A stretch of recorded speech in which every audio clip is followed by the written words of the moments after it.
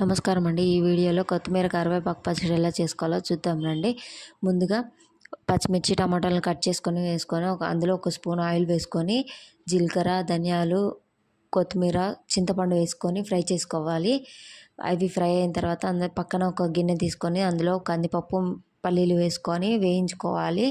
వేయించుకున్న తర్వాత ఇందులో కరివేపాకు కూడా వేసుకొని వేయించుకోవాలి. అవి బాగా పచ్చివాసన పోయేంత వరకు వేయించుకొని పక్కన పెట్టుకోవాలి. ఇంతలోపు ఒక మిక్సీ గిన్నె తీసుకొని పల్లీలు వేసుకొని అందులో ఉప్పు వేసుకొని మిక్సీ పట్టుకోవాలి మెత్తగా. ఈ పచ్చిమిర్చి వేగిన తర్వాత స్టవ్ ఆపుకొని చల్లారనిచ్చిన తర్వాత మిక్సీలో వేసుకొని పట్టుకోవాలి. అందులో ఉప్పు, మీ టేస్ట్కి సరిపడినంత ఉప్పు, వెల్లుల్లి వేసుకొని మిక్సీ పట్టుకోవాలి. ఒక గిన్నె తీసుకొని ఆయిల్ వేసుకొని పోపు దినుసులు వేసుకొని ఎండుమిర్చి, ఒక ఆనియన్ కట్ చేసుకొని వేసుకోవాలి. వేసుకొని పచ్చడి వేసుకుంటే ఎంతో టేస్టీగా ఉండే కొత్తిమీర కరివేపాకు పచ్చడి రెడీ. మరిన్ని వీడియోస్ కోసం please subscribe to my channel.